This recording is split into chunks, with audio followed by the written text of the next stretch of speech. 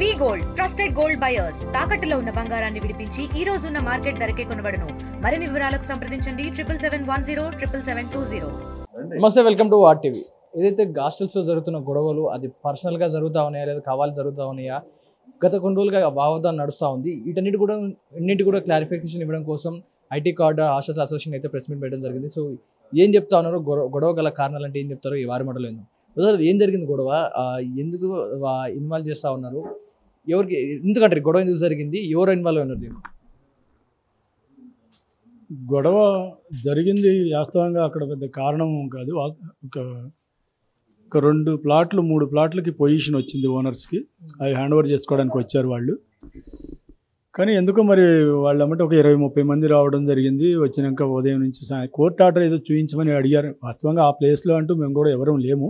But మాకు తర్వాత మేము తెలుసుకున్న సమాచారం బట్టి కోర్టు ఆర్డర్ చూపించకపోవటం, దాంతో వీళ్ళు పొజిషన్ ఇవ్వడానికి తాత్సారం చేయడం, అలా సాయంత్రం వరకు జరిగింది. సాయంత్రం తర్వాత వాళ్ళు వీళ్ళు మాట అనుకుని ఘర్షణ వాతావరణం జరిగింది. దాంతో అక్కడ గొడవ జరిగిందని తెలిసింది. సో ఎలాంటి కేసు పెట్టారు, ఎవరి మీద కేసెస్ ఎంతమంది మీద బుక్ అయినాయి, అండ్ ఎలాంటి లీగల్ ఫైట్ జరుగుతూ ఉంది మీరు చెప్పండి. ఎలాంటి లీగల్ ఫైట్ జరుగుతూ ఉంది ప్రజెంట్? ఏం మాట్లాడుతారు పోలీసులు కానీ కోర్టులు కానీ ఏమంటున్నాయి? పోలీసులు కోర్టులు మాట్లాడేది ఏది మాకు సమాచారం లేదండి. ఎవరైతే జైల్లో ఉన్నారో వారి కోసం బెయిల్ అప్లై చేసే దానికోసం కూకట్పల్లి కోర్టులో ప్రయత్నాలు జరుగుతూ ఉన్నాయి.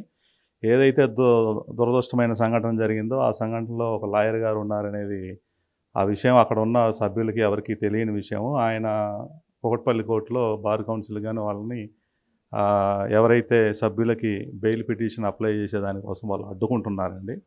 దయచేసి మేము అసోసియేషన్ తరఫున హాస్టల్ అసోసియేషన్ తరఫున మా అప్పీల్ ఏంటంటే, మేము అసోసియేషన్గా న్యాయ వ్యవస్థ కానీ లాయర్స్ కానీ ఎవరికి కూడా వ్యతిరేకం కాదండి. దయచేసి మా సభ్యులకి బెయిల్ పిటిషన్ అప్లై చేసిన దానికోసం అవకాశం ఇవ్వాల్సిందిగా కోరుతున్నాం. ఏదైతే మీ అసోసియేషన్ మీద కూడా రకరకాల ఆరోపణలు వస్తూ ఉన్నాయి, దాని గురించి ఏం చెప్తున్నారు? ఈ ఆరోపణలన్నింటినీ కూడా మీడియా మిత్రుల ద్వారా మేము ఖండిస్తున్నామండి. అసోసియేషన్ ప్రతినిధిగా మేము అందరం కూడా ముక్త కంఠంతో ఖండిస్తున్నాము. అసోసియేషన్ మీద వచ్చే అభియోగాలన్నీ కూడా తప్పుడు ఆరోపణలండి. ఎక్కడా కూడా మేము ఏ సభ్యుడికి కూడా గత 10-15 సంవత్సరాల నుంచి మేము అందరం వ్యాపారంలో ఉన్నాం. ఎక్కడ కూడా ఏ సమస్య వచ్చినా కూడా ఏ సభ్యుడికైనా సరే సామరస్యంగా సమస్య వస్తే ఓనర్తో కానీ అక్కడ ఉన్న టెనెంట్స్తో కానీ ఎలాంటి సమస్యలను కూడా సామరస్యంగా పరిష్కరించుకోమని మేము చెప్తున్నాం. కానీ ఎక్కడా కూడా ఓనర్లకి అద్దెలు ఎగ్గొట్టమని కానీ ఓనర్లతో ఘర్షణ పడమని కానీ ఎక్కడా అలాంటి విషయాలు అయితే జరగట్లేదండి. వాస్తవాలు చెప్పాలి అంటే హాస్టల్ వ్యవస్థలో హాస్టల్ నడిపేవాళ్ళు బిల్డింగ్ ఓనర్సు కుటుంబ సభ్యుల్లాగా వారి ఫంక్షన్స్కి మేము వెళ్తున్నాము, మా ఫంక్షన్స్కి వాళ్ళు వస్తున్నారు. చాలా పద్ధతిగా నడుస్తూ ఉందండి. ఈ ఒక్క దుర్ఘటన జరిగిన తర్వాత దీన్ని బూచిగా చూపించి హాస్టల్ వ్యవస్థలోనే అవకతవకలు జరుగుతున్నాయి, ఈ వ్యవస్థ అన్నది కూడా రౌడీల రాజ్యం వెళ్తున్నారు అనేది అభియోగాలు చేస్తున్నారు. దయచేసి మా ప్రతినిధులందరి తరఫున మేము కోరుకునేది ఏంటంటే, మీ మీడియా మిత్రుల ద్వారా కూడా ఈ యొక్క దుష్ప్రచారాన్ని మీరు కూడా ఖండించవలసిందిగా కోరుకుంటున్నామండి. సో ఇద్దరు మరి ఇప్పటి వరకు ఉన్న అప్డేట్స్ ఏదైతే ఆ కుటుంబానికి బెయిల్ రావాలి, ఏదైతే ఘర్షణ జరిగిందో, సో ఆ కుటుంబం హాస్టల్ నుంచి బయటకు వచ్చి వాళ్ళు వస్తేనే హాస్టల్ నడుస్తూ ఉంటారు. సో ఆ వ్యక్తులే ఆ లోపల ఉన్నప్పుడు ఆ హాస్టల్లో ఉన్న విద్యార్థులు కానీ లోపల ఉంటున్న ఏదైతే ఉంటారో విద్యార్థులు కానీ లేడీస్ కానీ అందరూ కూడా ఇబ్బంది పడతారు. సో వారికి కుటుంబానికి న్యాయం చేయాలంటూ కూడా ఐటీ కార్డ్ హాస్టల్ అసోసియేషన్ అయితే పోరాడుతూ ఉంది. ఇది ఇప్పటివరకు ఉన్న అప్డేట్స్. కెమెరామెన్ సతీష్తో పవన్ వాయిద్యు, ఆర్టీవీ. ఇటీవలి కాలంలో ఒక 10-12 రోజుల క్రితం జరిగిన దురదృష్టకరమైన సంఘటనలు, వేరే ఒక 2 వ్యక్తుల మధ్య జరిగిన ఘర్షణ, అది ఒక ఓనర్కి ఒక టెనెంట్కి మధ్యలో ఏదో రెంట్ విషయంలో జరిగింది. అది కూడా వాళ్ళు ఎప్పుడో 2013 నుంచి బిల్డింగ్ రన్ చేస్తున్నారు. 2020లో కోవిడ్ వచ్చినప్పుడు ఆ రెంట్ విషయంలో ఏదో డిస్ప్యూట్ వచ్చింది. అందరం 30%, 40%, 25% అలా ఓనర్లతో మాట్లాడుకుని రిక్వెస్ట్ చేసుకుని 1-4 సార్లు అడ్జస్ట్మెంట్ చేసుకుంటూ కట్టుకుంటూ వచ్చాము. బట్ ఆ టైంలో వాళ్ళకి ఏదో సయోధ్య కుదరలేదు. 30% రెంట్ ఏదో కట్టారని చెప్పి మాకు సమాచారం. ఆ తర్వాత మళ్ళీ ఫుల్ రెంట్లో పడటం చేయడం జరిగింది. బట్ ఓనర్స్ కోవిడ్ టైంలో 100% రెంట్ కట్టాల్సిందే, ఆ డ్యూ ఏదైతే ఉందో మీరు పే చేయాల్సిందే అని చెప్పేసి అడగటం జరిగింది. ఆ క్రమంలో టెనెంట్ కోర్టుకి వెళ్ళడం ఇది జరిగింది. కోర్టుకి వెళ్ళి కోర్టులో విషయం జరుగుతుండగా మళ్ళీ కొంతమంది ఓనర్స్ అంటే యాక్చువల్గా ఏంటంటే ఆ బిల్డింగ్ అనేది ఒకటే కాదు, దాంట్లో 20 ఫ్లాట్లు డిఫరెంట్ ఓనర్స్, 20 మంది 10-12 మంది ఓనర్స్ ఏదో ఉన్నారు. దాంట్లో బిల్డర్ పార్ట్ కొంచెం ఎక్కువ ఉన్నట్టున్నాయి. కొంతమంది కాంప్రమైజ్ అయిపోయి రెంట్ సరి చేసుకుని మళ్ళీ వాళ్ళు రీఅగ్రిమెంట్ చేసుకుని అలా కంటిన్యూ చేశారు. మిగిలిన కొంతమంది కొంచెం పట్టుదలగా పోయి పట్టు విడుపులు లేకుండా అది పరిష్కరించుకోకుండా పెండింగ్ పెట్టుకుంటూ వచ్చారు. అది కోర్టులో వ్యవహారం జరుగుతుండగా మొన్న ఒక 20 రోజుల క్రితము దాంట్లో ఒక 9 ఫ్లాట్లు కోర్టు పొజిషన్ ఇచ్చింది ఓనర్స్కి.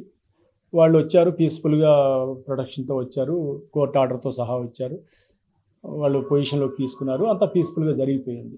ఆ తర్వాత 10 రోజులకి ఇంకొక 3 ఫ్లాట్లకి ఏదో పొజిషన్ ఇచ్చింది కోర్టు.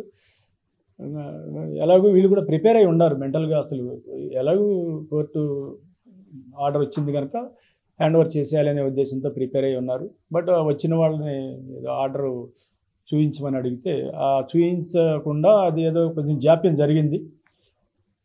అక్కడ పొద్దున్నే 10:30కి అట్లా మొదలైన ఘర్షణ అనేది కాదు, వీళ్ళేమో ఆర్డర్ చూపిస్తే మీకు కోఆపరేట్ చేస్తాము, మేము హ్యాండ్ ఓవర్ చేయడానికి సిద్ధంగానే ఉన్నామని వీళ్ళు అనటం. వాళ్ళు ఆర్డర్ ఎందుకో మరి కారణాలు అయితే తెలియదు, ఆర్డర్ చూపించకుండా 3-3:30 దాకా అలాగే కంటిన్యూ అయింది. అది ఆ క్రమంలో కొంచెం ఘర్షణ వాతావరణం.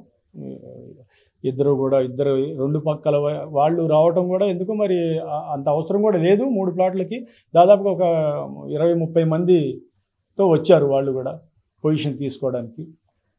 అట్లా తలా ఒక మాట మాట్లాడడం చేయడంతో ఘర్షణ వాతావరణం జరిగి ఇద్దరికి అంటే ఆ వైపున ఒకళ్ళిద్దరికి దెబ్బలు తగిలినాయి, ఈ వైపున హాస్టల్ టెనెంట్ వైపున కూడా ఒక 3 గట్టి దెబ్బలు తగిలినాయి. ఒక అతనికి ఒక 14 స్టిచెస్ పడినాయి, ఒక అతనికి 10 స్టిచెస్ పడినాయి, ఒక అతనికి ఒక 4 స్టిచెస్ పడినాయి. వాళ్ళ వైపులు కూడా ఒకరికి ఇద్దరికి కొంచెం దెబ్బలు తగిలినాయి. ఆ తర్వాత పోలీసులు రావడం, స్టేషన్కి తీసుకెళ్ళడం, కేసులు పెట్టడం అదంతా జరిగింది. మేము చేసేది కూడా ఏంటంటే బిజినెస్ హాస్టల్ అనగానే ఏదో చాలామంది తెలవకుండా అనుకుంటారేమో, కానీ చిన్న వివరంగా చెప్తాను మీకు. ఒక 7,000 రూపాయలు నెలకి ఫీజు తీసుకుంటే రోజుకు 225 రూపాయలు పడుతుంది.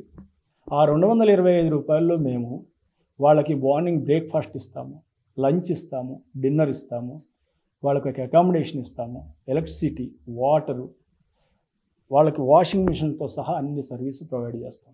అంటే ఒక 220 రూపాయలు, 25 రూపాయలు అంటే ఈరోజు బయట ఒక పూట భోజనం చేస్తే 150 రూపాయలు లేనిదే హైదరాబాద్ సిటీలో కాదు. బట్ మేము ఈ 225 రూపాయల్లో వాళ్ళకి అంత సర్వీస్ చేసి మేము కొంత మిగిల్చుకోవాలి. దాంట్లో టయానికి ఓనర్ గారికి రెంట్ కట్టాలి, శాలరీస్ ఇవ్వాలి, మరి మార్కెట్లో అన్ని రకాల వెజిటబుల్స్, కిరాణా, పాలు ఇవన్నీ చూసుకోవాలి. ఇంత ఉన్న మా మైండ్లో ఇంకా ఘర్షణాత్మక వాతావరణం అసలు మైండ్లో ఎలా ఉంటుంది? ఇంకా అది ఉండదు. కానీ దయచేసి అలా ప్రచారం చేయొద్దు. హాస్టల్ వాళ్ళంటే ఏదో ఒక రౌడీలను, గుండాలను, రకరకాల మా మనసుకు చాలా బాధ కలుగుతుంది. మేము చేసే పని వేరు, మమ్మల్ని ప్రచారం చేస్తున్న తీరు వేరు, కనుక దానికి చాలా బాధ కలుగుతుంది మాకు. ఇద్దరు వ్యక్తుల మధ్య జరిగిన దాన్ని ఇంతమందికి ఆపాదిస్తూ ఈ వ్యవస్థని బలహీనపరిచే ప్రయత్నం దయచేసి చేయొద్దని చెప్పి కూడా కోరుకుంటున్నాం.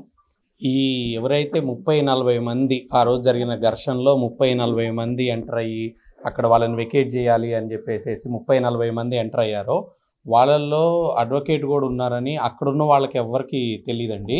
మేము కూడా ఆ ఘటనలో లేము, ఇక్కడ ఉన్న వాళ్ళు కూడా ఎవరు సభ్యులు అక్కడ లేరు. అక్కడ ఉన్న వాళ్ళ దాని ప్రకారం కూడా మేము అడగడం జరిగింది, అక్కడ అడ్వకేట్ ఉన్నాడు అని మీకు ఎవరికన్నా తెలుసా అంటే అక్కడ ఉన్న వాళ్ళు ఎవరు అడ్వకేట్ ఉన్నాడని తెలియదని చెప్పారు. అతను అడ్వకేటు అనేది కూడా ఎవరికి తెలియదు. 30-40 మంది సభ్యుల్లో ఒకటిగానే భావించారు. ఆ ఘర్షణలో మేము తర్వాత చూసిన వీడియోల్లో ఆయనంతటా ఆయనే అందులోకి వెళ్ళడము, ఆ గుంపులోకి వెళ్ళడము, ఉమెన్స్ హాస్టల్లోకి ప్రవేశించడము, ఇట్లాంటివన్నీ వీడియోస్ చూసాం మేము. వాళ్ళు అక్కడ మాకు సబ్మిట్ చేయడం జరిగింది. ఆ వీడియోస్ అన్నీ చూస్తే మాకు క్లియర్గా అర్థమవుతుంది ఆయన ఎక్కడ ఎట్టి పరిస్థితుల్లో కూడా బయటికి వెళ్ళిపోదాం ఇక్కడి నుంచి అలా లేడు. ఆయన సమస్యను సృష్టించడానికే వచ్చాడా అన్నట్టుగా ఉండింది.